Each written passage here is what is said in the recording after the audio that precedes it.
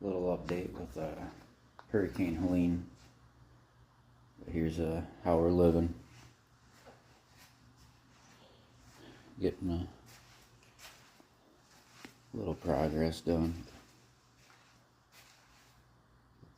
Refrigerator. Still got the bathroom there so we can use it. Garage is all packed. We got the bedroom doors right there. Got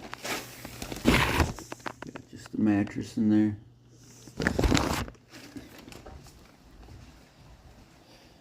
Other rooms just got some supplies. But yeah, there's after hurricane conditions living.